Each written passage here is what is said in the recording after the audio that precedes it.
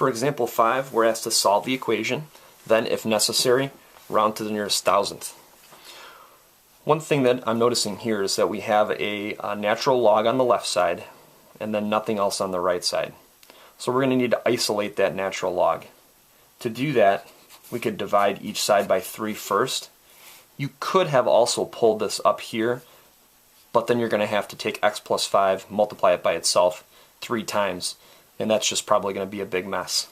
So we'll go ahead and just divide each side by 3. And you can do that as long as the number is outside the natural log here, or the logarithm. So that's going to be equal to 5.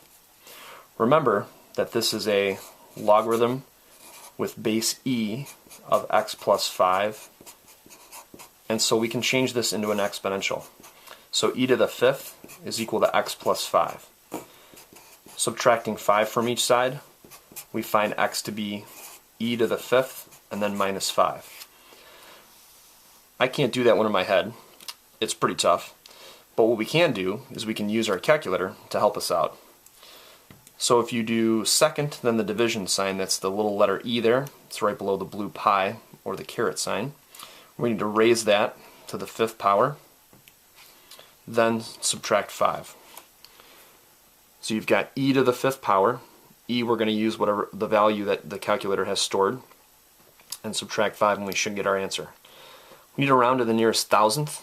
If you look, the 4th decimal is a 1, so we're going to keep that 3 in the thousandth position. So this will be approximately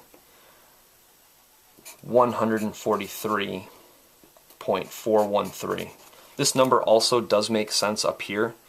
143 and a little plus 5 is totally going to be a positive number, so we're good on that account as well. What I'd highly recommend when you solve these is actually check your work to make sure that you did it the right way. It's easy to make a mistake here in the calculator, especially like in this case, if you did e to the 5 minus 5 in the top, well, that's e to the 0. You know, if this minus 5 was up here in the exponent position by mistake, and so you'd get 1.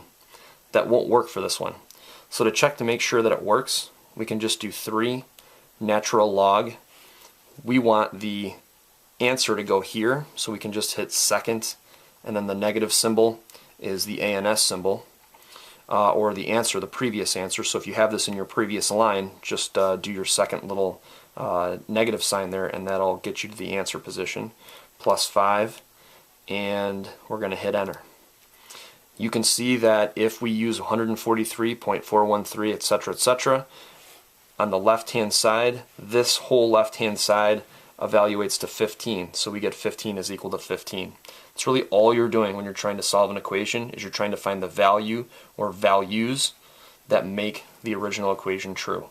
So now that we've checked our work, we know we're good.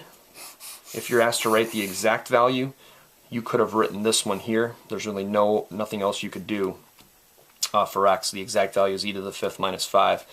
A lot of times though you're going to be approximating this. So just take care to look to what to the nearest thousandth or tenths position or 3rd decimal or 4th. Just take a look at what you're supposed to round to, and then you can provide your answer.